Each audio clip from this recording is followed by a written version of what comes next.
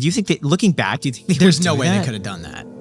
I feel like there's no way. They're like, look, there are thousands of kids across the country who would want to do this. Yeah. Like, they're savages. There's plenty of childhood actors that still remain household names, such as Will Smith, Drake, and Lindsay Lohan. And for the most part, most of them maintained or even improved on their careers as they got older. Or in Drake's case, people even forgot that he used to star on the hit show Degrassi.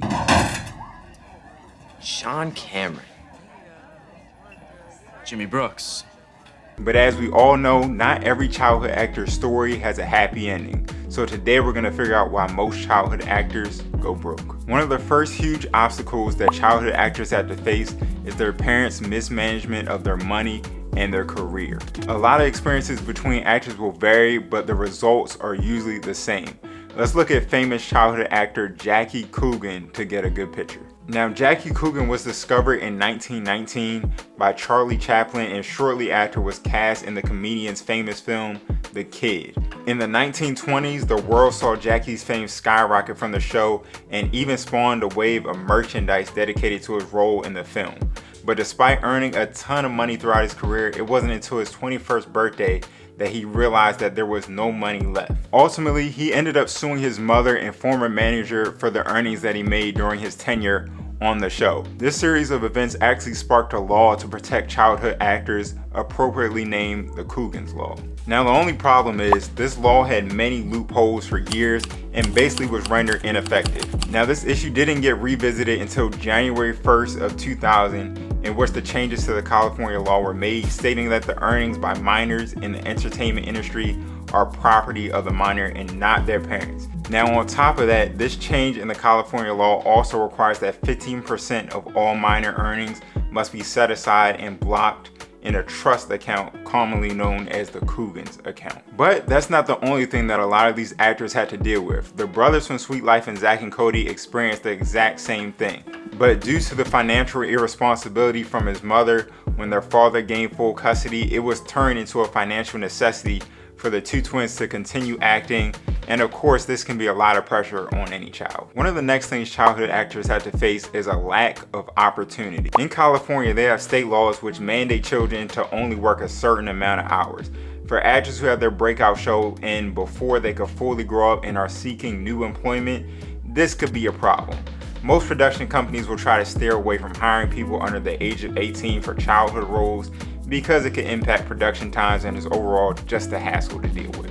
It was a little bit rough because I was in this age bracket. I looked like lower to middle high school age, but at that age, they would much rather hire somebody who's like 19 to play that age because they don't have child actor laws. Dakota Fanning, who found success in roles such as I Am Sam and Uptown Girls, had a quote that said, "It's definitely not an easy role when you start out younger because people do develop a lot of preconceived notions of who you are." What Dakota is describing is something called typecasting, to where once an actor portrays a particular type of character, casting producers might repeatedly select them for similar roles with the belief that the actor can deliver a strong performance within that niche. Now, if your niche is being a kid and you're all grown up now, well, you might just be out of luck. Devin from Ned's Declassified ran into this exact same issue when by 25 his savings had ran out and he still couldn't find a steady job as an actor and was getting paid less and less for supporting roles. My second pilot season I booked Ned's, and it just felt like, oh, the path is just gonna, like, this is what I'm doing. This is gonna be easy. I'm meant to do this. It's all happening.